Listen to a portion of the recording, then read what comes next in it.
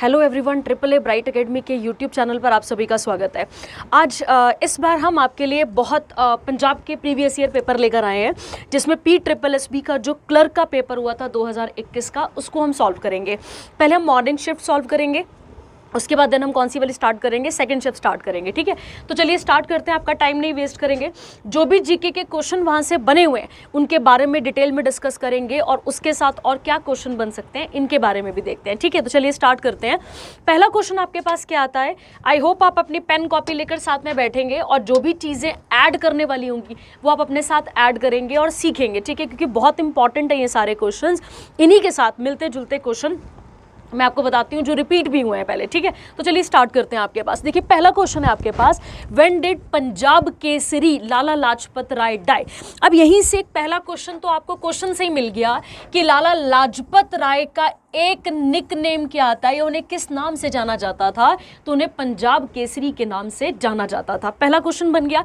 इसी के साथ आप बना सकते हैं दूसरा, इन्हें ही सॉरी इन्हें ही लॉयन ऑफ पंजाब के नाम से भी जाना जाता है। तो आपको ये भी क्लियर रखना है, इन्हीं को हम पंजाब केसरी भी कहते हैं और इन्हीं को लॉयन ऑफ पंजाब भी या फिर लायन ऑफ पंजाब भी कहा जाता है। अब एक क्वेश्चन और निकालते हैं यहाँ से। आप सबको पता होगा कि हमारे देश में एक पार्टी बनी थी और उस पार्टी का नाम क्या था? Indian national Congress. ठीक है, जब हम कांग्रेस की बात करते हैं तो कांग्रेस का गठन कब हुआ था, तो हम सब ने पढ़ा हुआ है पहले से 1885 को किसका गठन किया गया था? कांग्रेस का। और कांग्रेस का गठन करने वाला कौन था? तो एहो ह्यूम था, जिसे हम एलन ऑक्टेवियन ह्यूम के नाम से भी जानते हैं। ठीक है, अब समझिए इसी कांग्रेस के अंदर जो भी लीडर्स थे हमारे, उनकी विचारधारा में डिफरेंस आना शुरू हो चुका था, जिसके कारण दो गुट बनेंगे। ऑफिशियली गुट बाद में बनेंगे, ये बात क्लियर रखना। ठीक है, पर उससे पहले दो छोटे छोटे से गुट बनेंगे। उसमें से एक गुट बनेगा आपके पास मॉडरेट और एक गुट बनेगा आपके पास एक्सट्रीमिस्ट। तो आपने ध्यान रखना है, शुरू में ऐसा नहीं था बेटा, ये बाद की बातें हैं सारा। तो एक गुट क्या बनेगा आपके पास? मॉडरेट, और एक क्या बनेगा आपके पास यहाँ पर? एक्सट्रीमिस्ट। ठीक है, अगर आपने पेपरों को ध्यान से देखा है तो पिछले साल के पटवारी का क्वेश्चन आई थिंक ऐसा ही कुछ है कि इनमें से कौन सा लीडर मॉडरेट नहीं है, या ऐसा क्वेश्चन था कि इनमें से कौन सा लीडर एक्सट्रीमिस्ट नहीं है। तो इस तरह का क्वेश्चन वहां पर देखा गया था। ठीक है, अब देखिए जब आप मॉडरेट्स की बात करते हैं, मॉडरेट्स कांग्रेस का ऐसा ग्रुप है जो शांतिपूर्वक पिटीशन करके, अर्जियां करके अंग्रेजी सरकार की बातों को मानता भी है और अपनी बातों को मनवाता भी है। ठीक है, इस तरीके से हम ऐसा कभी नहीं कह सकते कि मॉडरेट्स ने कभी कुछ नहीं करा। मॉडरेट्स का भी बहुत बड़ा कंट्रीब्यूशन है और एक्सट्रीमिस्ट का भी अपनी जगह पर बहुत बड़ा कंट्रीब्यूशन है। तो आपको समझना है यहाँ पर जब हम मॉडरेट्स की बात करते हैं तो इसमें नाम किस किस के आते हैं, तो आप सबको पता है। एक नाम किसका आएगा? गोपाल कृष्ण गोखले, जो कि बाद में किसके गुरु बनेंगे? महात्मा गांधी के भी गुरु बनेंगे। तो एक ये हो गए आपके पास। उसके अलावा आप सबने सुना होगा WC बैनर्जी, ध्यान देंगे ये वही WC बैनर्जी हैं जो कांग्रेस के पहले क्या बनेंगे? प्रेसिडेंट भी बनेंगे। तो एक क्वेश्चन और मिला हमें यहाँ से। और उसके अलावा तीसरे सुरेंद्र नाथ बैनर्जी, सुरेंद्र आएगा ना, SUREN, हाँ, सुरेंद्र नाथ बैनर्जी एक्सेट्रा, और भी बहुत सारे लोग थे जिन्हें आप किस कैटेगरी में डालते हैं? कांग्रेस की नरम कैटेगरी के अंदर डालते हैं। ठीक है, अब आते हैं वो एक्सट्रीमिस्ट। उन एक्सट्रीमिस्ट को याद करने के लिए इस तरीके से नहीं याद किया जाता है, लाल, बाल और पाल। ठीक है, पर एक बंदा और है, उससे नहीं भूलना है आपने। उनका नाम आता है औरोबिंदो घोष। क्या नाम आता है उनका? औरोबिंदो घोष। तो टोटल कितने लोग हो गए यहाँ पे? लाल, बाल, पाल, तो आपको याद रखना है 4 लोग हो गए। ठीक है, मैं रिपीट करती हूँ, मैंने कहा कि जब कांग्रेस बनती है 1885 में, बनाने वाला कौन है? एओ ह्यूम। उस समय तो नहीं, उसके बहुत बाद कांग्रेस के अंदर विचारधारा में डिफरेंस आने के कारण 2 गुट बन जाते हैं। एक गुट का नाम बनता है हमारे पास मॉडरेट और एक गुट का नाम क्या बनता है यहाँ पे? एक्सट्रीमिस्ट। जब आप मॉडरेट्स की बात करते हैं तो मॉडरेट्स में कौन कौन लीडर हुए? गोपाल कृष्ण गोखले, WC बैनर्जी हुए, सुरेंद्र नाथ बैनर्जी हुए, और भी बहुत सारे नाम आते हैं, आनंद मोहन बोस एक्सेट्रा। पर जब आप एक्सट्रीमिस्ट की बात करते हैं तो किसका नाम हमें याद रखना है? लाल, बाल, पाल, और एक घोष का नाम आपको याद रखना है। घोष कौन आते हैं हमारे पास? औरोबिंदो घोष हमें देखने को मिलते हैं। क्लियर हो गया पहले ये वाला। अब समझिए ये जो लाल है, इन्हीं को तो हम क्या नाम दे रहे हैं यहाँ पे, इन्हीं का तो नाम है ना, इन्हीं के नाम से तो ये नाम आ रहा है, लाला लाजपत राय। तो बस हम इनके बारे में समझने जा रहे हैं। तो पहला क्वेश्चन आपके पास क्या बना था कि पंजाब केसरी कौन है आपके पास, लाला लाजपत राय। और अगर हम बात करें तो इन्हें ही लायन ऑफ पंजाब या लॉयन ऑफ पंजाब भी कहा जाता है। अगर हम बात करें यहाँ पे इंडियन नेशनल कांग्रेस जब बनी थी तो हमें याद रखना है 1885 में कौन बनाने वाला था, एओ ह्यूम। और एओ ह्यूम एक ब्रिटिश रिटायर्ड सिविल सर्वेंट था। ये भी आपको यहाँ पर अपने दिमाग में क्लियर रखना है, ठीक है। तीसरा पॉइंट हमने क्या सीखा यहाँ से कि एक्सट्रीमिस्ट के लीडर कौन कौन हुए, लाल बाल पाल, और कौन हुए हमारे पास, घोष। ये क्लियर हो गया। चलिए अब हम किसके बारे में बात कर लेते हैं डिटेल में, अब हम बात कर लेते हैं किसके बारे में, लाला लाजपत राय के बारे में, ठीक है। तो और 3-4 बातें करते हैं। और क्वेश्चन में क्या है, क्वेश्चन के साथ साथ ही मैं आपको बता दूंगी कि आंसर क्या आ जाएगा, ठीक है। पहला क्वेश्चन, चलिए अगर हम लाला लाजपत राय की बात करें तो 28 जनवरी को हर साल क्या मनाया जाता है, इनकी बर्थ एनिवर्सरी मनाई जाती है। तो पहला क्वेश्चन क्लियर हो गया कि इनकी बर्थ एनिवर्सरी कब मनाई जाती है, हर साल 28 जनवरी को हम क्या मनाते हैं, इनकी बर्थ एनिवर्सरी मनाते हैं, ठीक है। ये किससे बहुत ज़्यादा इन्फ्लुएंस थे तो आपको याद रखना है, स्वामी दयानंद सरस्वती से। किससे, स्वामी दयानंद सरस्वती से, ये आपको क्लियर रखना है। और ये वही स्वामी दयानंद सरस्वती हुए जिन्होंने स्लोगन भी दिया था, go back to the Vedas. क्या स्लोगन दिया था इन्होंने, go back to the Vedas. ये आपको यहाँ पर याद रखना है। अब अगर हम बात करें लाला लाजपत राय के बारे में अगले पॉइंट की, तो इन्होंने आर्य समाज को भी क्या करा था, ज्वाइन करा था। ध्यान रखना है आपने, आर्य समाज को ज्वाइन करा था। और कहाँ पर ज्वाइन करा था, तो आप ध्यान रखेंगे लाहौर में इसे ज्वाइन करा था, ठीक है। इन्होंने इंडियन नेशनल कांग्रेस को ज्वाइन करा था लगभग 19th सेंचुरी के आसपास। तो कोई एग्जैक्ट डेट नहीं दिख रही है हमें यहाँ पर, तो आप क्या लिख लेंगे वहाँ पे कि 19th सेंचुरी के आसपास लाला लाजपत राय ने किसे ज्वाइन करा था, तो इंडियन नेशनल कांग्रेस को ज्वाइन करा था, ठीक है। तीसरी बात आपने याद रखनी है, एज अ कांग्रेस के मेंबर होते हुए इन्होंने 1920 का एक कैलकटा सेशन हुआ था। ध्यान रखेंगे आप, कैलकटा सेशन हुआ था, उसे हेड भी करा था। तो ध्यान रखना है, लाला लाजपत राय किसके प्रेसिडेंट रहे हैं, तो इंडियन नेशनल कांग्रेस के सेशन के। और वो सेशन कहाँ पर हुआ था, कैलकटा में। और कब हुआ था, तो 1920 में हुआ था। स्टार मार्क करने वाला क्वेश्चन है, पेपर में एज इट इज क्वेश्चन बन जाता है, तो आपको यहाँ पर याद रखना पड़ेगा, ठीक है। इन्होंने भी किस आइडियोलॉजी को बहुत फेमस करा, तो स्वराज को करा। स्वराज जब भी हम बोलते हैं सेल्फ रूल, अगर देश मेरा तो रूल भी किसका होना चाहिए, मेरा ही होना चाहिए। तो क्या बोलते हैं आप उसे, स्वराज। और इसे आप क्या नाम देते हैं यहाँ पे, सेल्फ रूल भी आप इसे नाम दे सकते हैं, ठीक है। इन्होंने ही सर्वेंट्स ऑफ पीपल्स सोसाइटी को फाउंड करा था। ध्यान रखना है, सर्वेंट्स ऑफ पीपल्स सोसाइटी को किसने फाउंड करा था, तो आप याद रखेंगे किसने करा था, लाला लाजपत राय ने। और कब करा था बेटा, तो आप याद रखेंगे 1921 में करा था, ठीक है। निकल रहे हैं फैक्चुअल क्वेश्चन। इसके अलावा आप और भी ऐड कर सकते हैं अपने तरीके से, जो मैं ऐड कर रही हूँ या बार बार 2-3 बार वीडियो देखेंगे आपके दिमाग में छपना शुरू हो जाएगा, ठीक है। फिर आप कोई क्वेश्चन गलत नहीं करेंगे, लाला लाजपत राय से बनने वाला, ठीक है। चलिए ये क्लियर हो गया आपके पास। बर्थ एनिवर्सरी, इनके गुरु तो नहीं कहेंगे पर ये इन्फ्लुएंस थे इनके साथ, स्वामी दयानंद सरस्वती के साथ। और इन्होंने आर्य समाज को ज्वाइन करा था, और वो कहाँ पर करा था, लाहौर में, ठीक है। ये आपको यहाँ पर याद रखना है, ठीक है। उसके अलावा अगर हम बात करें तो ही को-फाउंडेड, ध्यान रखना है, को-फाउंडेड पंजाब नेशनल बैंक। सुना है आप सबने ये बैंक, ठीक है। कौन से बैंक की बात कर रहे हैं हम यहाँ पे, पंजाब नेशनल बैंक। और कब इसे फाउंड करा था, को-फाउंड करा था, सॉरी। तो आप याद रखेंगे 1894 में। क्या आंसर टिक करते हैं आप, 1894 में, ठीक है। तो ये हो गए इनके साथ फैक्चुअल। चलिए अब 1-2 चीजें और फैक्चुअल देख लेते हैं बाल गंगाधर तिलक के साथ, और सॉरी बाल गंगाधर नहीं, लाला लाजपत राय के साथ, ठीक है। और इनकी बुक्स के बारे में 1-2 चीजों के बारे में बात कर लेते हैं, ठीक है। देखिए एक इनकी बुक है बहुत फेमस, उसका नाम है स्टोरी ऑफ माय डिपोटेशन। तो आपको ये तो याद ही रखना पड़ेगा, कुछ इनकी इंपॉर्टेंट बुक्स लिख रही हूँ, उसमें से एक बुक कौन सी आती है, स्टोरी ऑफ माय डिपोटेशन, याद रखेंगे आप। सेकंड आती है अनहैप्पी इंडिया, ध्यान रखेंगे। दूसरी किताब का नाम क्या आता है, अनहैप्पी इंडिया। और तीसरी इंपॉर्टेंट का आता है इंग्लैंड्स डेब्ट टू इंडिया, इंग्लैंड्स डेब्ट टू इंडिया, ठीक है। आप याद रखेंगे इंग्लैंड्स डेब्ट टू इंडिया, सॉरी इंग्लैंड्स डेब्ट टू इंडिया आएगा ना, हाँ इंडिया, ठीक है।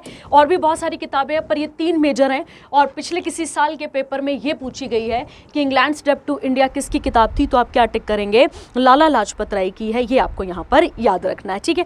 अब क्वेश्चन पे आते हैं। और क्वेश्चन क्या था हमारे पास कि लाला लाजपत राय की डेथ कब हुई थी, तो क्या क्या ईयर था, 26, 27, 28, 29।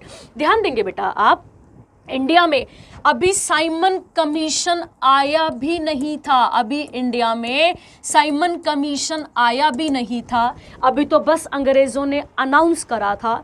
और उसी अनाउंसमेंट के चक्कर में पूरे देश भर में प्रोटेस्ट छिड़ चुका था। और उस प्रोटेस्ट को लाहौर में कौन लीड कर रहे थे, तो आपको याद रखना है लाला लाजपत राय। और इनके ऊपर ब्रूटली लाठीचार्ज के कारण इनकी डेथ हो गई थी। और इनकी एग्जैक्ट डेट कब हुई थी, तो आप याद रखेंगे इनकी डेथ कब हुई, एग्जैक्ट डेट क्या है उसकी, 17 नवंबर 1928 में। और याद रखना कारण क्या रहेगा, तो कारण रहेगा साइमन कमीशन। क्या रहेगा कारण यहाँ पे, साइमन कमीशन आप याद रखेंगे, ठीक है। क्या आता है आपके पास यहाँ पे नाम, साइमन कमीशन आप याद रखेंगे, ठीक है। ये आपने यहाँ पर याद रखना है। चलिए क्लियर हो गया आपके पास। ये था हमारे पास मोस्ट इंपॉर्टेंट, पहला इंपॉर्टेंट क्वेश्चन, सॉरी, जिसके बारे में अगर हम बात करते हैं तो क्या क्या क्वेश्चन बनते थे, लाला लाजपत राय के बारे में जो भी क्वेश्चन बन सकते थे उनके बारे में हम यहाँ पर बात करते हैं, ठीक है। तो क्लियर हो गया आपके पास। ये था पहला क्वेश्चन कि लाला लाजपत राय की डेथ कब हुई थी, तो हमारा आंसर था 17 नवंबर 1928 को लाला लाजपत राय की डेथ हो गई थी, ठीक है। और किस कारण हुई थी, तो आप याद रखेंगे साइमन कमीशन के कारण, ठीक है। चलिए, ये था पहला मोस्ट इंपॉर्टेंट क्वेश्चन। अगला क्वेश्चन देखते हैं।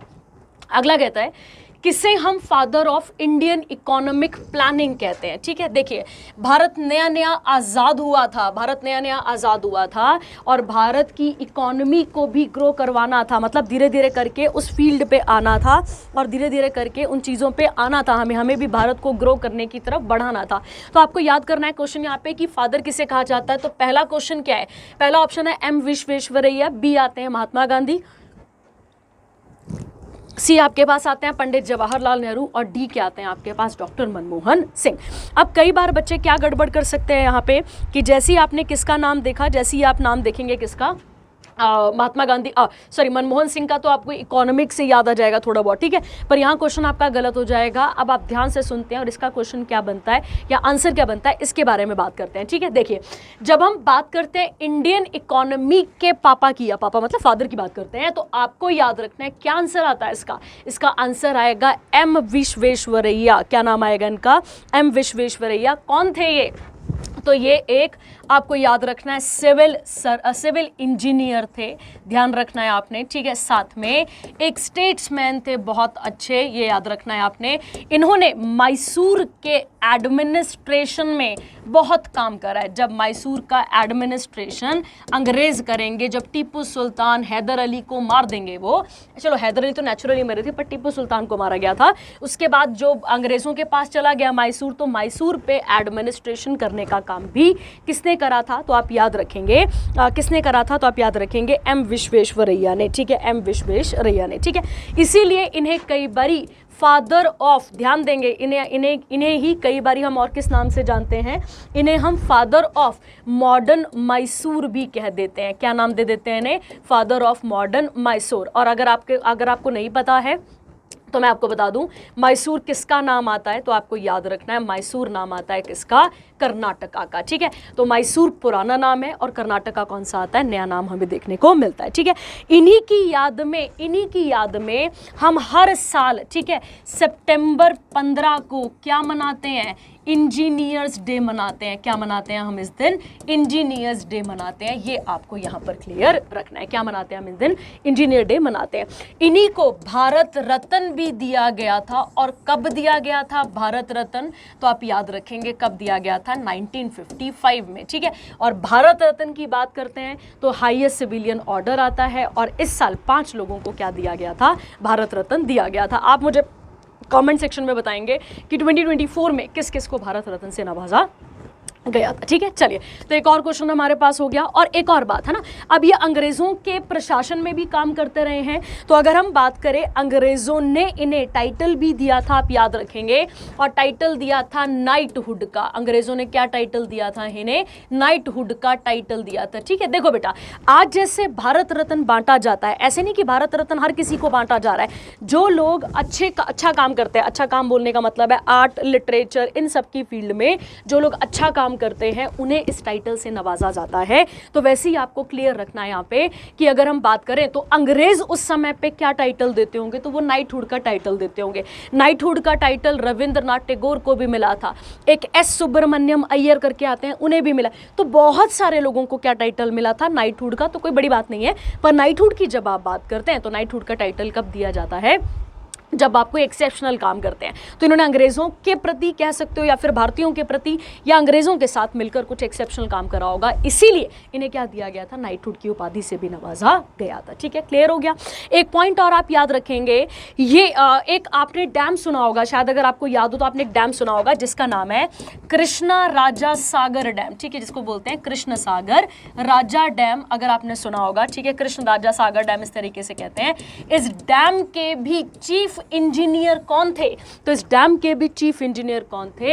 एम विश्वेश्वरैया थे। ये आपको यहां पर क्लियर रखना है। ठीक है, चलिए, आप मुझे बताएंगे अब मैसूर से कर्नाटका किस ईयर में बना था? मैंने आपको करंट अफेयर में ये क्वेश्चन बताया हुआ है कि जब हम कर्नाटका की बात करते हैं, मैंने आपको फैक्ट सिखाए थे कर्नाटका से, तो आप मुझे बताएंगे कि अगर हम बात करते हैं तो मैसूर से इसे कर्नाटका कब बोला गया, आप मुझे बताएंगे। ठीक है, चलिए, एक और क्वेश्चन हो गया, अगले क्वेश्चन पे चलते हैं। अगला क्वेश्चन आता है, फर्स्ट बैटल ऑफ तरायन किस ईयर में हुई थी? ठीक है, क्वेश्चन क्या है? फर्स्ट बैटल ऑफ तरायन किस साल हुई थी? ठीक है, अब इसके बारे में डिटेल में बात करते हैं और समझते हैं। ठीक है, देखिए बेटा, जब आप एंशिएंट हिस्ट्री पढ़ रहे होते हैं तब आप किसी भी प्रकार का इंडिया में मुस्लिम इन्वेजन नहीं पढ़ते हैं, किसी भी बाहरी ताकत का अटैक इंडिया में नहीं हुआ था। ठीक है, मतलब ऐसा नहीं एंशिएंट में हुआ ही नहीं है, एंशिएंट में आर्यंस भी आए हैं, फिर अलेक्जेंडर भी आता है, बहुत सारे लोग आए हैं, पर मैं आपको ये कह रही हूँ कि मुस्लिम इन्वेजन एंशिएंट में हमें देखने को नहीं मिलता है, हमें कहाँ देखने को मिलता है? मेडिवल में। ठीक है,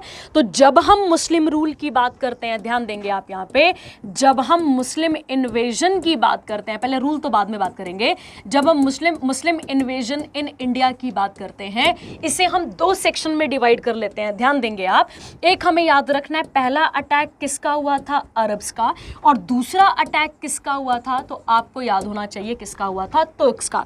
अरब में कौन आया था? मोहम्मद बिन कासिम आया था। अब एक बात और क्लियर रखनी है, ऐसा नहीं है कि पहली बार मोहम्मद बिन कासिम ही आ रहा है। ठीक है, उससे पहले भी और लोग आ चुके हैं, बट दे वर फेल। और कौन जीतेगा, मतलब जीतना इन द सेंस कि कौन यहाँ पर अपना वर्चस्व सेटल करने की कोशिश करेगा, तो वो कौन होगा? मोहम्मद बिन कासिम। जब भी आप कासिम बोलते हैं, इस समय इंडिया का राजा, इंडिया तो नहीं बोलेंगे पूरा उस समय पे, पर सिंध का राजा कौन था इस समय पे? तो सिंध का राजा था दाहिर। और कब की बात कर रहे हैं हम ये? तो हम बात कर रहे हैं 712 AD की। तो मोहम्मद बिन कासिम ने पहले दाहिर को हराया, और दाहिर को हराने के बाद ये आगे बढ़ा था, और अगला अटैक इसने कहाँ पर करा था? मुल्तान में। और इसने मुल्तान को टाइटल दिया था सिटी ऑफ गोल्ड। आपको याद रखना है, मुल्तान को टाइटल दिया था सिटी ऑफ गोल्ड। तो 712 AD में किस पर अटैक कर गया? सिंध पे। 713 पे मुल्तान पे। देन ये वापस चला जाता है, और वापस फिर इसे रास्ते में वापस इसी के गुरुओं के द्वारा इसे मार दिया जाता है। ठीक है, ये कहानी हो गई। अब सेकंड आपको याद करना पड़ेगा, सेकंड कौन आए थे इंडिया में? तुर्क्स। जब आप तुर्क्स की बात करते हैं तो गजनी से आने वाला, ध्यान देंगे, गजनी से आने वाला कौन था? महमूद गजनी। और ये वही महमूद गजनी है जिसने इंडिया में कितनी बार आक्रमण करा है? 17 बार इसने आक्रमण इंडिया में करा है। एक सोमनाथ पर अटैक, नगरकोट पे अटैक, है ना, first battle of Waihind, second battle of Waihind, ये आपने पढ़ी होंगी, ये सब आती है इनके साथ। और जब आप बात करते हैं किसकी? घुर की बात करते हैं। अब जगह ही ये गजनी और घुर जगह है, तो घुर से कौन आएगा? तो आपको याद रखना है, मोहम्मद गौरी आएगा। ठीक है, और जब मोहम्मद गौरी इंडिया आएगा तो इस समय पे, अब देखो बेटा, उस समय पे कोई बेंचमार्क, कोई लाइनें तो नहीं होती थी, पर माना जाता है कि सतलुज नदी का जो एरिया था, तो सतलुज नदी के एरिया पे, एरिया मतलब इमेजिन कर लेते हैं, ये हमारे पास सतलुज नदी है, तो सतलुज नदी के ऊपर तक ये पहुंच चुका था, और नीचे किसका साम्राज्य था? तो पृथ्वीराज चौहान थर्ड का साम्राज्य था। और क्योंकि ये आगे की तरफ बढ़ेगा, सतलुज को क्रॉस करेगा और किसके डोमेन में जाएगा? पृथ्वीराज चौहान के। देन इन दोनों का कॉन्फ्लिक्ट होगा, ध्यान रखेंगे आप, और उस बैटल को हम कहते हैं फर्स्ट बैटल ऑफ तराइन। कब हुई है? 1191 में। और याद रखेंगे सेकेंड बैटल ऑफ तराइन ये कब हुई थी, तो आपको याद रखना पड़ेगा सेकेंड बैटल ऑफ तराइन हुई थी 1192 में। पहली बारी में, ध्यान से सुनेंगे, पहली बारी में पृथ्वीराज चौहान ने किसे हरा दिया था? मोहम्मद गौरी को। और अगली बार मोहम्मद गौरी पूरी तैयारी से आया था और मोहम्मद गौरी किसे डिफीट करेगा? पृथ्वीराज चौहान को। ठीक है, क्लियर है यहाँ तक आपके पास? अच्छा, एक और बैटल हुई है जिसका नाम है थर्ड बैटल ऑफ तराइन। क्या हुई है? एक और बैटल हुई है जिसका नाम क्या है? Third battle of Tarain. तो आप मुझे बताएंगे थर्ड बैटल ऑफ तराइन कहीं दिल्ली सल्तनत के टाइम तो नहीं हुई है? मैंने आपको क्लासेस में कराई हुई है ये वाली। ठीक है, आप मुझे बताएंगे कि थर्ड बैटल ऑफ तराइन कब हुई थी और किसके बीच में हुई थी? क्या दिल्ली सल्तनत के राजा लड़े थे? आप मुझे बताएंगे। ठीक है, चलिए, तो first battle of Tarain 1191, second battle of Tarain 1192। ठीक है, क्लियर रखना है।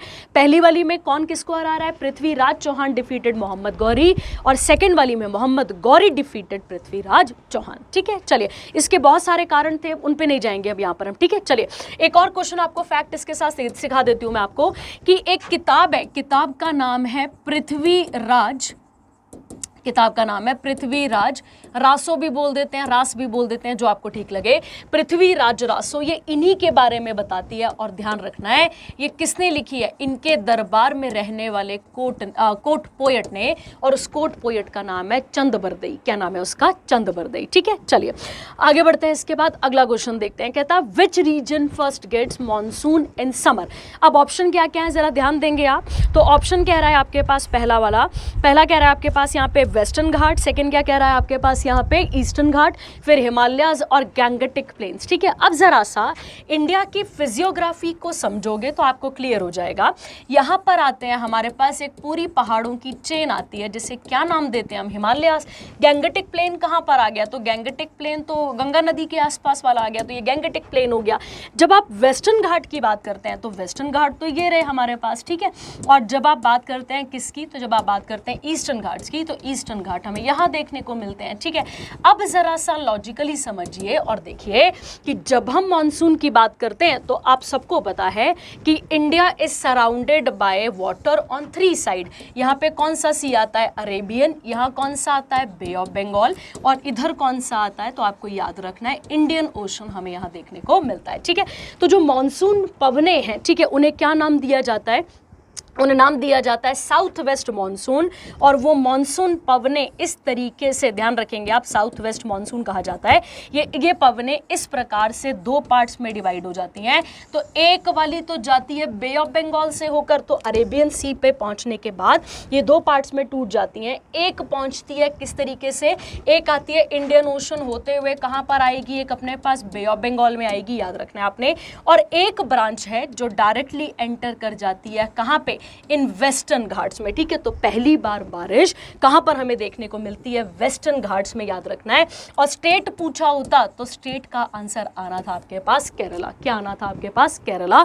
और एक बात और आपने याद रखनी है, जब मॉनसून वापस रिट्रीट करते हैं तो जाते जाते उन्हें नॉर्थ ईस्ट भी मॉनसून भी कहा जाता है और उन्हीं को रिट्रीट भी कहा जाता है, आप याद रखेंगे। और जाते जाते ये कहां पर बारिश करके जाते हैं? तो तमिलनाडु में बारिश करके जाते हैं।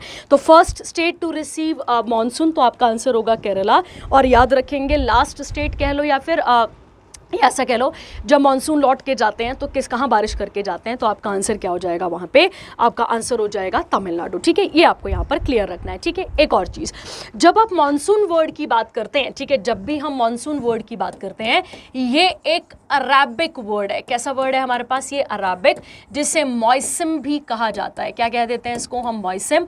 और आप इसे सीजनल विंड्स भी कह सकते हैं। क्या कह सकते हैं आप इसे? Seasonal winds. ठीक है, क्यों? क्योंकि समय ऐसा थोड़ी कि पूरे साल भर बरसात होती रहती है इंडिया में, बिल्कुल भी नहीं। तो ये सीजनल विंड्स हैं जो समय समय के अनुसार क्या करती रहती हैं? अपने डायरेक्शन को, अपने रूप को चेंज करती रहती है। ठीक है, क्लियर हो गया आपके पास? तो इसका आंसर क्या आना था आपके पास? यहाँ पे ए आंसर क्या था आपके पास? वेस्टर्न घाट्स। ठीक है, चलिए अगला क्वेश्चन देखते हैं। अगला आता है in which of the following year first satellite of India Aryabhata. अब पहला एक क्वेश्चन और मिल गया आपको यहाँ से कि आर्यभट्ट इंडिया की क्या हो गई, आपके पास पहली सैटेलाइट हो गई। ठीक है, अगर आपको पता हो बच्चे तो ये बहुत बड़े आर्यभट्ट जो हुए वो बहुत बड़े मैथमेटिशियन कह सकते हैं आप इन्हें, और आप इन्हें एस्ट्रोनॉमर भी कह सकते हैं। क्या कह सकते हैं इनको? एस्ट्रोनॉमर। इन्हीं के नाम पर हमने अपनी पहली सैटेलाइट को नाम दिया था और वो नाम क्या था? आर्यभट्ट। तो इसे कब लॉन्च किया गया था? 75, 76, 77 और 78। बड़े क्लोज ऑप्शंस थे, थोड़ा सा अगर क्लियरिटी नहीं होगी तो गड़बड़ हो जाएगी। ठीक है, तो चलो मैं आपको बताती हूँ इसका आंसर क्या आना था। इसका आंसर आना था 19 अप्रैल 1975 को क्या लॉन्च किया गया था? हमारी पहली सैटेलाइट आर्यभट्ट को यहाँ पर लॉन्च किया गया था। ठीक है, चलेंगे। अब अगर हम बात करते हैं इसकी, तो याद रखना है आपने इसे कहाँ से लॉन्च, इसका ऐसे कह सकते हो आप पहले कि इसे कब लॉन्च किया गया था, तो आप क्या टिक करेंगे? 19 अप्रैल 1975। और दूसरा आपको याद रखना है ये फर्स्ट आर्टिफिशियल सैटेलाइट थी हमारे पास, है ना। आर्टिफिशियल क्या आ जाती है हमारे पास? सैटेलाइट आ जाती है। ये आपको यहाँ पर याद रखना है। ठीक है, कौन सी सैटेलाइट है? आर्टिफिशियल। और जब आप बात करते हैं, क्योंकि हमारे पास एक नेचुरल भी है, अर्थ की एक नेचुरल सैटेलाइट भी है, और उस नेचुरल सैटेलाइट का नाम क्या आता है? तो उस नेचुरल सैटेलाइट का नाम आता है मून हमारे पास। क्या नाम आता है इसका? मून। ये आपको यहाँ पर याद रखना है। ठीक है, अगला पॉइंट आपको याद रखना है, ये सैटेलाइट किसने डिजाइन करी थी? तो आप याद रखेंगे this satellite designed by ISRO. किसने डिजाइन करी थी? इसरो ने। और इसरो की जब हम बात करते हैं तो इसरो कब बना था? 15 अगस्त 1969 को बना था। हेडक्वार्टर कहाँ पर आते हैं इसके? तो आप याद रखेंगे बेंगलुरु में आते हैं। और बेंगलुरु कहाँ पर आता है बेटा? तो आप याद रखेंगे कर्नाटका। और अभी आपने एक फैक्ट सीखा था कि कर्नाटका का पुराना नाम क्या है? मैसूर है। क्लियर हो गया आपके पास? अगला क्वेश्चन अगला मतलब इसी के साथ आप देखते हैं, ये हमने किसकी मदद से लॉन्च करी थी? तो आप क्या याद रखेंगे? रशिया। पर उस समय रशिया नाम नहीं है तो क्या चल रहा है? Soviet union. तो ये आपको याद रखना पड़ेगा कि क्या नाम था इसका? सोवियत यूनियन हमें नाम याद रखना पड़ेगा। ठीक है, इसका लॉन्च व्हीकल क्या था? तो आप याद रखेंगे इसका लॉन्च व्हीकल हमसे पेपर में पूछा जा सकता है आगे कभी भी। तो इसके लॉन्च व्हीकल की अगर हमसे पूछा जाए क्या नाम था, तो आप याद रखेंगे इनके लॉन्च व्हीकल का नाम आपके पास आता है C1। ठीक है, C1 इंटर कॉस्मोस। क्या नाम था? Inter Cosmos. ये आपको यहाँ पर याद रखना है। ठीक है, और हमने किसकी मदद से हम इसे यहाँ पर वो कर रहे थे? तो आप याद रखेंगे इसरो की मदद से हम इसे लॉन्च कर रहे थे। ठीक है, मतलब इसरो ने इसे बिल्ड करा था, सॉरी, और रशिया की मदद से हम इसे लॉन्च कर रहे थे। ठीक है, अब अगर हम बात करते हैं इसी के साथ, अब हम आज इस वाला भी करंट अफेयर जोड़ लेते हैं थोड़ा सा। हम सबको बताएं कि इंडिया चौथा देश बन चुका है। ठीक है, याद रखना है इंडिया 4th कंट्री बन चुकी है जिसने सॉफ्ट लैंडिंग करी है। कहाँ पे? तो आपको याद रखना है मून। और कौन सा मिशन था ये हमारे पास? तो आप याद रखेंगे इस मिशन का नाम था चंद्रयान 3। क्या नाम था इसका? चंद्रयान 3। ये आपको यहाँ पर क्लियर रखना है। ठीक है, हमने मून की किस साइड पे सॉफ्ट लैंडिंग करी थी? तो आप याद रखेंगे साउदर्न साइड पे हमने उसकी क्या करी थी? यहाँ पर सॉफ्ट लैंडिंग करी थी। ये आपको यहाँ पर याद रखना है। लैंडर का नाम क्या था? तो ये क्वेश्चन आपको सर ने भी बहुत बार कराया हुआ है। तो क्या नाम था इसका? विक्रम। और जब आप इसके रोवर की बात करते हैं, लैंडर का नाम क्या था? विक्रम। और रोवर की जब आप बात करते हैं तो रोवर का नाम था प्रज्ञान। क्या नाम था इसका? प्रज्ञान। और इसी अचीवमेंट, इसके मतलब सक्सेसफुली वहाँ लैंड करने के बाद हमने मोदी सरकार ने एक चीज़ डिसाइड करी थी, वो ये थी कि हम नेशनल स्पेस डे हर साल कब मनाएंगे? 23 अगस्त को मनाएंगे। तो 23 August is celebrated as national space day. ये आपको यहाँ पर क्लियर रखना है। ठीक है, चलिए ये भी हो गया क्वेश्चन। अगला क्वेश्चन देखते हैं। अगला कहता है in which of the following hemisphere India lies. बहुत ही अच्छा क्वेश्चन, बहुत ही इजी क्वेश्चन था ये। ठीक है, सीधा सीधा क्वेश्चन था, कोई घुमाने वाली बात नहीं थी। ठीक है, पर हम कई बार डायरेक्शन से गड़बड़ कर जाते हैं तो हम क्वेश्चन नहीं देख पाते हैं। ठीक है, ध्यान देते हैं। जब हम बात करते हैं अर्थ की, मैं इंडिया की बात नहीं कर रही हूँ, ध्यान देंगे आप, हम अर्थ की बात करते हैं तो हम अर्थ को कुछ डायरेक्शन या कुछ जोन्स में डिवाइड कर लेते हैं। ठीक है, देखो अगर हम बात करें तो ये कौन सी साइड होगी? ईस्ट। ये कौन सी साइड होगी हमारे पास? सॉरी, ये कौन सी साइड होगी हमारे पास? वेस्ट। मतलब ये पूरा ईस्ट, ये पूरा वेस्ट हो गया। अगर हम इक्वेटर वाइज देखें यहाँ पे 0 डिग्री और इस 0 डिग्री के हिसाब से देखें तो ये नॉर्थ वाली साइड होगी हमारे पास, और ये कौन सी साइड होगी हमारे पास, साउथ होगी, ठीक है। मतलब लैटिट्यूड वाइज ऊपर नॉर्थ है, नीचे साउथ है, और लॉन्गिट्यूड वाइज इधर वेस्ट है और इधर क्या आता है हमारे पास, ईस्ट आता है। अब अगर हम बात करते हैं, अगेन हम अर्थ बनाते हैं, ये हम इक्वेटर वाली लाइन खींच देते हैं और उसके ऊपर हम 23.5 डिग्री वाली लाइन खींचते हैं, जिसे हम और किस नाम से जानते हैं, जिसे हम ट्रॉपिक ऑफ कैंसर के नाम से जानते हैं, ठीक है। अब आप इधर ही बना लीजिए ये इंडिया, तो इंडिया किस हिस्से में आ रहा है, जरा लॉजिकली बताइएगा। तो अगर हम देखें तो लैटिट्यूड वाइज कौन सा हिस्सा है, नॉर्थ, और अगर हम डायरेक्शन में लॉन्गिट्यूड वाइज देखें तो किस हिस्से में आ रहा है, नॉर्थ ईस्टर्न में। जरा क्वेश्चन देखिए क्या था, क्वेश्चन था in which of the following hemisphere India lies. तो क्या ऑप्शन है आपके पास, south eastern, northern western, northern eastern, southern western. क्या आंसर टिक करना था हमें, आंसर नंबर सी क्या था, नॉर्दर्न एंड ईस्टर्न में आता है, ठीक है। मतलब लैटिट्यूड वाइज हम नॉर्थ में हैं और लॉन्गिट्यूड वाइज हम ईस्ट में, इसीलिए India is situated in the north eastern hemisphere of the earth भी कह सकते हैं, वर्ल्ड कह सकते हैं, ठीक है। क्लियर है सबके पास। चलिए अब अगर हम बात करते हैं, ये क्लियर है आप सबको, ठीक है। अच्छा, आप मुझे बताएंगे इंडिया किन किन कंट्रीज के साथ इंटरनेशनल बॉर्डर शेयर करता है, ठीक है। ध्यान देंगे आप, मैं क्या क्वेश्चन पूछ रही हूँ कि इंडिया किन किन के साथ इंटरनेशनल बॉर्डर शेयर करता है, आप मुझे बताएंगे। प्लस आप मुझे ये बताएंगे क्या हम वाटर बॉडी भी शेयर करते हैं और लैंड भी शेयर करते हैं, तो वाटर किन कंट्रीज के साथ और लैंड किन कंट्रीज के साथ शेयर करते हैं, आप मुझे बताएंगे, ठीक है।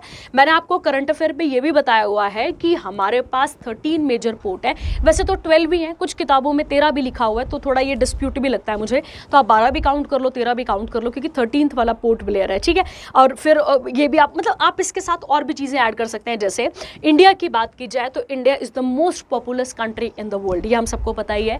इंडिया का रैंक 7th है इन टर्म्स ऑफ एरिया अगर हम बात करते हैं।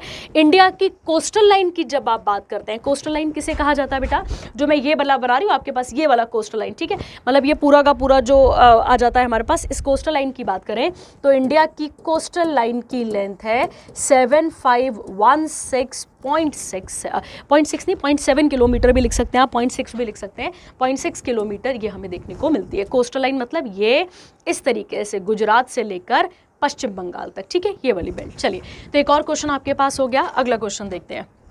अगला आता है, who among the following ordered Faizi and Abdul al Qadir Badauni to translate Mahabharata into Persian. क्या यहाँ पे क्वेश्चन क्या था कि महाभारत को पर्शियन भाषा में, महाभारत ही नहीं उसके अलावा और भी बहुत सारी किताबें जो है वो ट्रांसलेट की गई थी, आपको याद रखना है किस भाषा में, तो आप याद रखेंगे पर्शियन में, ठीक है। तो पर्शियन में 3 मेजर किताबें ट्रांसलेट की गई हैं, उसमें से एक आती है राजतरंगिणी, और अगर आप सबको याद हो तो मैंने आपको क्लासेस में बताई हुई है, राजतरंगिणी किसकी किताब आती है, ये कल्हान की किताब आती है, याद रखना है आपने, इसको भी फारसी में बदला गया था। उसके अलावा रामायण को ट्रांसलेट किया गया था, और किसे ट्रांसलेट किया गया था, महाभारत को ट्रांसलेट किया गया था, ठीक है, किस भाषा में, पर्शियन भाषा में। अब क्वेश्चन था किस राजा के टाइम पीरियड पे। अब जरा सा लॉजिक लगाया करो और समझा करो, मैं आपको क्लास में भी कई बार ये चीज़ें बोलती हूँ। याद करिए पहला राजा कौन आया था मुगलों में, बाबर था। बाबर की ज़िंदगी तो भाई लड़ते लड़ते चली गई ना यहाँ से, तो उसको तो चलो अब मारी दो है ना, तो ख़त्म ही हो गया। उसके बाद सेकंड कौन आया था, याद करो, हुमायूं। हुमायूं की ज़िंदगी में तो खुद ही उसकी ज़िंदगी में बहुत बसड़ मची रही, ठीक है, तो वो यहाँ से वहाँ फिरता रहा, ठीक है। उसके बाद कौन आया था, अकबर। अकबर ने इंडिया को क्या करा था, कंसोलिडेट। तो जब एक सेटल्ड पूरा का पूरा आपका साम्राज्य होगा तभी आप राइटिंग रूटिंग पे भी जोर देंगे ना, पहले कहाँ देते रहेंगे आप जोर, ठीक है। हाँ, पर बाबर को खुद लिखने का बहुत शौक था, तो बाबर ने अपनी ऑटोबायोग्राफी लिखी। हुमायूं की बायोग्राफी किसने लिखी, उसी की हाफ सिस्टर ने, गुलबदन बेगम ने। तो ये आपको क्लियर रखना है, ठीक है। अब यहाँ पर समझते हैं क्वेश्चन क्या था। हाँ, किसने चेंज करा था, किसके टाइम पर चेंज हुआ था, अकबर, बीरबल, जहांगीर, शेरजहां, ठीक है। पहला शेरशाह, ठीक है। अब देखिए इसका आंसर क्या आएगा बेटा आपके पास, तो आपको याद रखना पड़ेगा अकबर। क्यों, क्योंकि अकबर एक धर्म बनाने जा रहा था, और 1574 के आसपास अकबर ने, ठीक है, 15th century I'm so sorry, 1574 के आसपास इसने क्या करा था, तो आपको याद रखना है 1574 के आसपास, क्योंकि अकबर शुरू इनिशियली डेज में तो बहुत ही कट्टर भी था, क्रूअल था, पर एंड के डेज में चलो थोड़ा बहुत लिबरल भी हमें देखने को मिलता है। तो इसने क्या बनवाया था 1574 में, मकतब खाना। क्या बनवाया था? मकतब खाना, जहाँ पे सारे धर्मों के बड़े बड़े गुरुओं को भी बुलाया गया था, साथ ही साथ उसके अलावा जितनी भी धार्मिक किताबें हैं उनकी इंटरप्रिटेशन की गई थी। तो उसी समय पे रामायण और महाभारत की भी ट्रांसलेशन कह सकते हैं आप यहाँ पर, और उसे क्या किया गया था, ट्रांसलेट किया गया था। ठीक है, चलिए जब हम अकबर की बात करते हैं तो अकबर का टाइम पीरियड क्या रहा है, 1556 से लेकर 1605 तक। इसके टाइम पर होने वाली एक बड़ी मेजर बैटल कौन सी आती है, सेकेंड बैटल ऑफ पानीपत, आप याद रखेंगे। और कब हुई है ये बैटल, तो 1556 में। कब हुई थी? 1556 में। एक इसकी और बहुत फेमस बैटल है जिसका नाम है बैटल ऑफ हल्दी घाटी। आपको याद रखना है एक बैटल आती है जिसका नाम क्या आता है, बैटल ऑफ हल्दी घाटी। ठीक है, हल्दी घाटी की बात करें तो महाराणा प्रताप ने टक्कर दी थी किसको, यहाँ पर अकबर को। और कब हुई थी ये बैटल, तो आप याद रखेंगे 1576 में। चलिए आप मुझे बताएंगे अकबर के नवरत्नों के नाम। ठीक है, अकबर के कितने नवरत्न हुए, आप उनके नाम मुझे बताएंगे। क्या फैजी उनका नवरत्न है, आप मुझे बताएंगे। ठीक है, चलिए आगे बढ़ते हैं। इसके बाद अगला क्वेश्चन आता है, in which of the following sports Nehru cup is associated. Option क्या क्या है आपके पास, hockey, football, cricket, table tennis. ठीक है, चलिए थोड़े थोड़े इनके बारे में बात कर लेते हैं। जब आप क्रिकेट के बारे में बात करते हैं तो आपको पता है कि इसके साथ एक सीरीज आती है, एशेस करके नाम आता है इसका। ठीक है, उसके अलावा रणजी ट्रॉफी आपने सुनी होगी, किसके साथ आती है, ये भी, तो ये भी क्रिकेट के साथ आती है। उसके अलावा आपने एक और सुनी होगी जिसका नाम आता है विजय हजारे। ठीक है, ऐसे एक्सेट्रा बहुत सारी ट्रॉफीज हैं जो किसके साथ एसोसिएटेड है,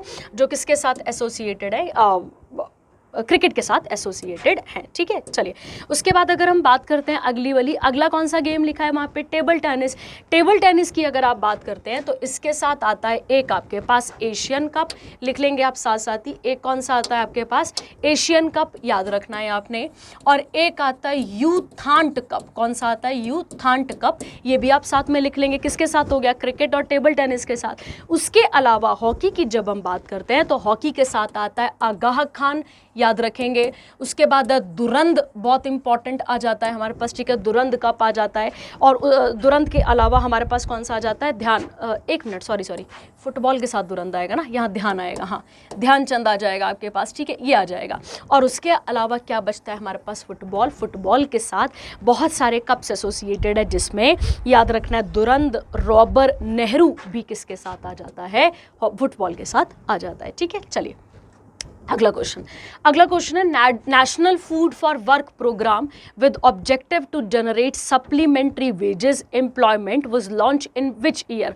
ऑप्शन क्या क्या थे, 2002, 2003, 2004 और 2005। ठीक है, इसके बारे में बात करते हैं। ठीक है, पहला क्वेश्चन, ये स्कीम किसने चलाई थी, तो आपको याद रखना है ये किसने चलाई थी, तो आप याद रखेंगे मिनिस्ट्री ऑफ, किसने चलाई थी, रूरल डेवलपमेंट ने। किसने चलाई थी, मिनिस्ट्री ऑफ रूरल डेवलपमेंट ने इस स्कीम को यहां पर चलाया था। एक क्वेश्चन हो गया आपके पास। सेकंड आपको याद रखना है, इसे स्टार्ट किया गया था सेंटर गवर्नमेंट के द्वारा। और कब किया गया था, तो आप याद रखेंगे 14 नवंबर, कब याद रखेंगे आप इसे, 14 नवंबर 2004 को इसको क्या किया गया था, लॉन्च किया गया था। कब लॉन्च किया गया था, 14 नवंबर और याद रखना है 2004। ठीक है, क्या था इसके अंदर बेटा, इसके अंदर जितने भी बैकवर्ड या मोस्ट बैकवर्ड डिस्ट्रिक्ट्स हैं उनके लिए सप्लीमेंट्री वेजेस, मतलब बोलने का मतलब है जो अनस्किल्ड लेबर होती है उनके काम को बढ़ाने का इसके अंदर स्कीम लाई गई थी। और ये किसके अंदर काम करता है, तो आपने मनरेगा के बारे में ज़रूर सुना होगा। ठीक है, उस समय मनरेगा तो नहीं था, उसका नाम क्या था, नरेगा। ये आपको याद रखना है, जो नरेगा आएगा ना आपके पास, इसी नरेगा के अंदर ये सारी चीज़ें यहाँ पर लाई गई थी। तो इसका एग्जैक्ट आंसर क्या था आपके पास यहाँ पे, 14 नवंबर 2004। ठीक है, चलिए अगला क्वेश्चन देखते हैं। इसके बाद Panchayati Raj system is based on, हर पेपर का पेट क्वेश्चन है ये। Presidential form, direction of state CM, centralisation of power, decentralisation of power. जब आप सेंट्रलाइजेशन की बात करते हैं मतलब जब पावर एक के हाथ में जाती है उसे सेंट्रलाइज कहते हैं, और जब पावर डिस्ट्रीब्यूट होती है तो उसे क्या कहते हैं उसे हम डिसेंट्रलाइजेशन के नाम से जानते हैं। ठीक है, तो जब हम डिसेंट्रलाइज बोल रहे हैं मतलब अगर हम बात करें सेंटर लेवल पे भी पावर है, स्टेट लेवल पे भी पावर है, और थर्ड हमें याद रखना है किस लेवल पे पावर है, लोकल लेवल पे भी पावर हमारे पास है। ठीक है, तो जब आप तीनों तरीके से क्या करते हैं, पावर को डिवाइड करते हैं, उसे क्या कहा जाता है, उसे कहा जाता है डिसेंट्रलाइजेशन ऑफ पावर, इसे कहा जाता है। ठीक है, अब इसके साथ एक क्वेश्चन और देखते हैं। जब आप ग्रास रूट की बात करते हैं, ग्रास रूट मतलब बिल्कुल लोअर लेवल ऑफ एडमिनिस्ट्रेशन की, तो ग्रास रूट लेवल की बात करता है कौन, हमारे पास पंचायत।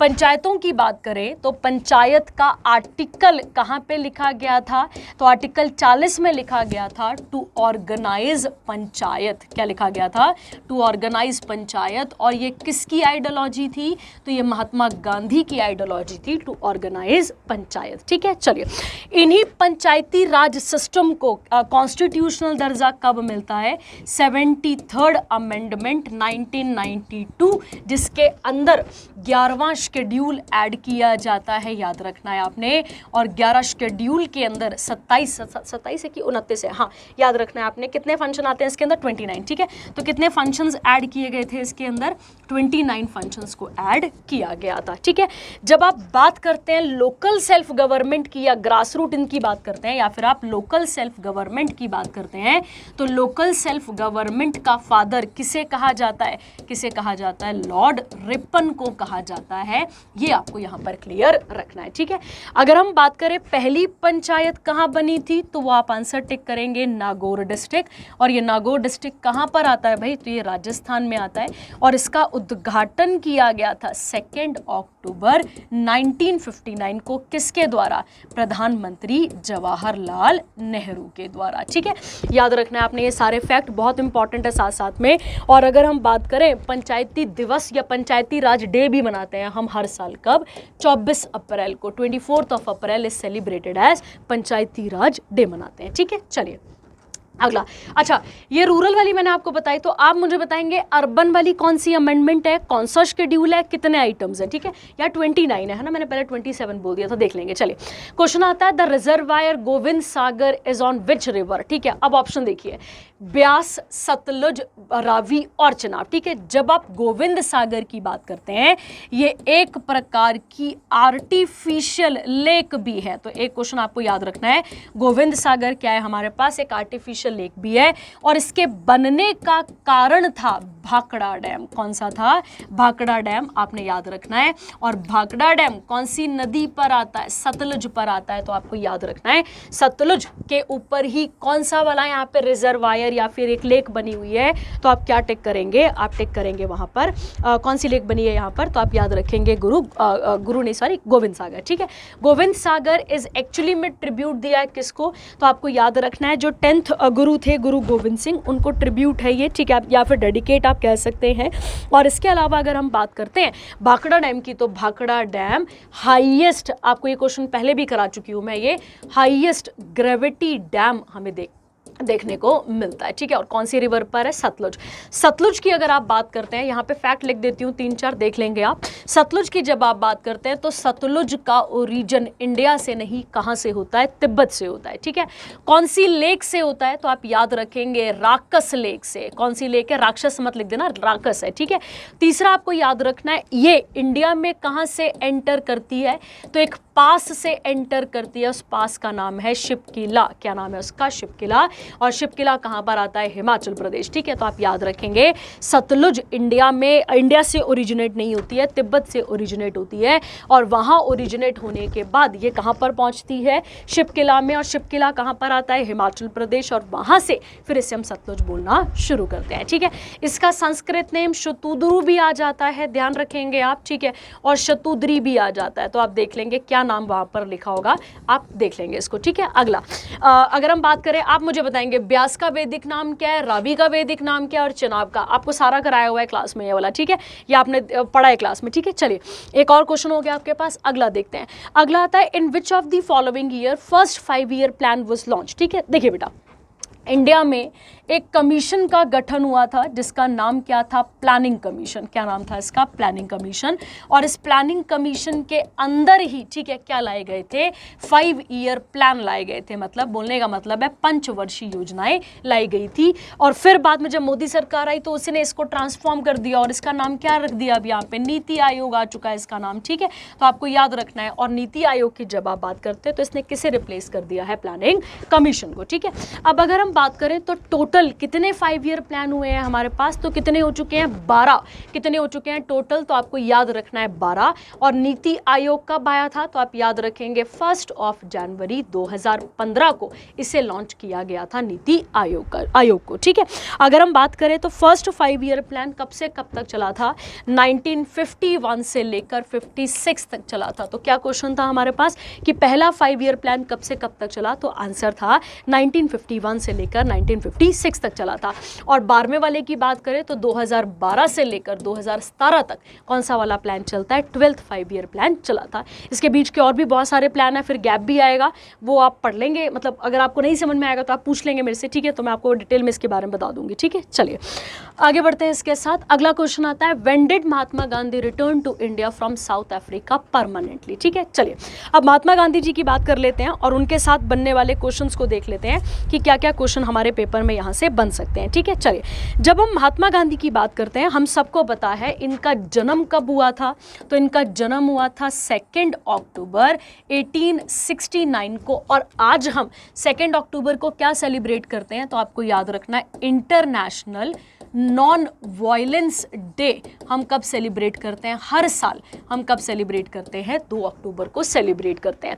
सेकंड क्वेश्चन इनके साथ क्या बन सकता है, इन्हीं को महात्मा का टाइटल किसने दिया था, तो आप याद रखेंगे रविंद्रनाथ टैगोर ने इनको टाइटल दिया था, ठीक है।